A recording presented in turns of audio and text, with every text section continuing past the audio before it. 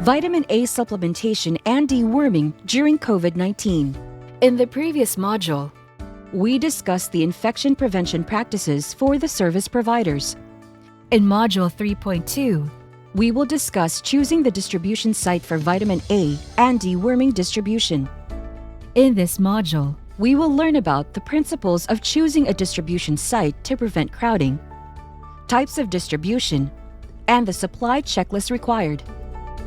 When choosing the vitamin A and deworming distribution site, we should avoid these 3 C's: closed spaces, crowded places, and close contacts.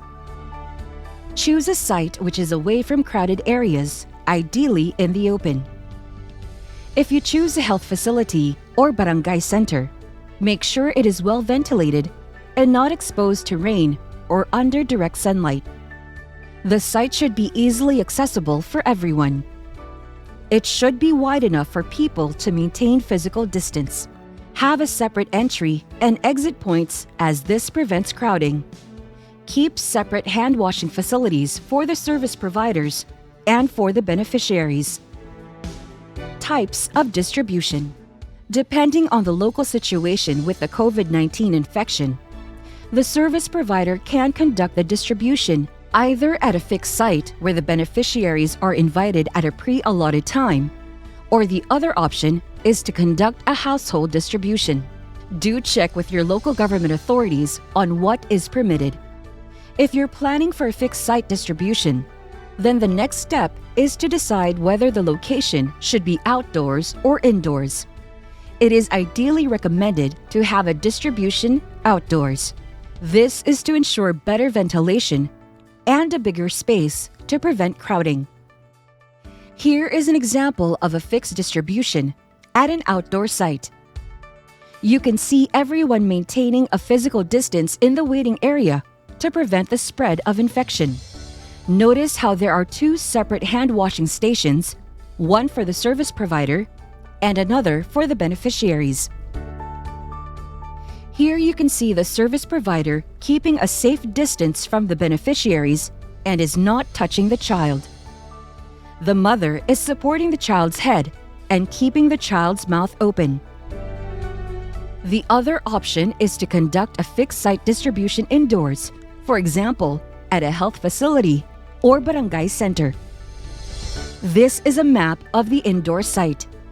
Notice there are separate entry and exit points to prevent crowding. There are sufficient windows for good air circulation and ventilation in the room. The beneficiaries arrive at point 1 and first wash their hands at the hand-washing station at point 2 near the entrance. You will also notice that the service provider has a different hand-washing station inside at point 4. At point 3, beneficiaries wait in the waiting area, maintaining a physical distance, and when it's their turn, they go to point 5 where the service provider is dosing the children with vitamin A and deworming. At point 6, you will notice a different person maintaining the records. After finishing dosing and record keeping, the beneficiaries leave immediately through another door at point 7, which is the exit point. In this indoor site, you can see the service provider keeping a safe distance from the beneficiary and is not touching the child while dosing. The mother here is supporting the child's head and keeping the child's mouth open. When the fixed site distributions are not possible or are not recommended, household distribution can be planned. In a household level distribution, it is important to identify where the eligible children reside. Eligible children or households are those that have children aged 6 months up to 5 years. If anyone in the house is sick or showing symptoms of COVID-19, it is advised to schedule a visit to that house on a later date. This is an example of a vitamin A and deworming distribution at the household level. Note how the health worker does not enter the house. Everyone is wearing a mask and a face shield. The health worker is keeping a safe distance between the family and herself. Remember to wash your hands with soap and water before dosing every child, and do not touch the child. Ask the caregiver to support the child's head and to keep the child's mouth open. Let us now have a look at the supplies required before we plan a distribution. It is important to check if you've got all the supplies required for the day of distribution.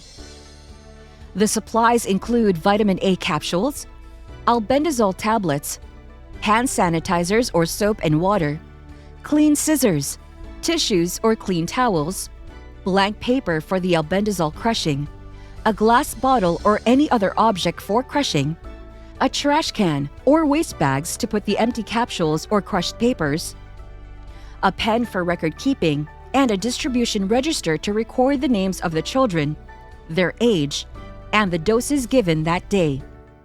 It would be good to have a checklist of the supplies and materials you will need on the distribution day.